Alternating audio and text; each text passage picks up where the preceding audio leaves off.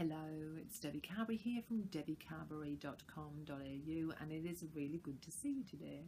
Today I want to talk about two words that cause a fair bit of stress actually for most people. One is guilt and the other is shame, and people sometimes get these two things mixed up.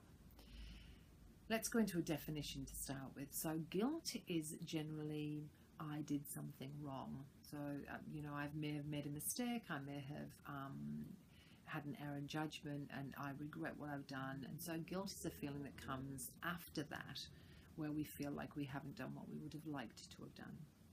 Shame, on the other hand, is something that's felt very deeply, and shame has a story that says, I am bad.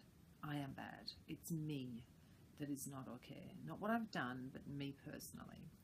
Shame is learned very early in life. So, we learn shame from our primary caregivers who may use shame to discipline us and to try and change our behaviour. Some parents do that completely unknowingly. They may have been shamed themselves as parents, and so they shame their children because that's what they think is going to work. Also, we can experience shame in our education. At schools, children are shamed, and it's a very challenging, deeply felt wound that can last a lifetime.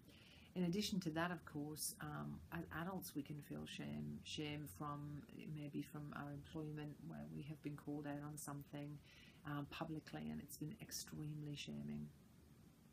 The important thing when it comes to guilt and shame is, like I said, guilt is actually a healthy emotion.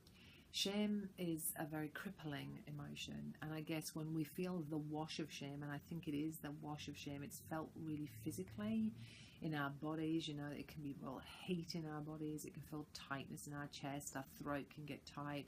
I often see people in my clinic who will actually cover their faces when they're feeling shame. There are times in our lives when shame is a really strong emotion. It may not even be ours to feel. If other people have done things to us, then that isn't our shame to carry, but oftentimes victims will feel ashamed. What I say to people about shame is this: the only antidote for shame is compassion and empathy. We need to be so kind to ourselves when we feel shame. We need to treat ourselves like we would treat a really small child. We need to be kind and gentle and encouraging and forgiving. And that's really important, Extend the same level of empathy and compassion that you would to any other human being out to yourself. Like I said, guilt, it's a normal emotion.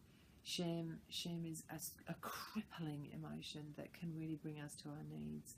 So if you do ever feel the wash of shame, then remember, be really, really, really kind to yourself. That is what you need in those moments. You do not need to go into beating yourself up for not being good enough, kind enough, lovable enough. You don't need to do that. You need to be really kind and really soothing and really gentle. All right, everybody, thank you very much. Until next time. Bye.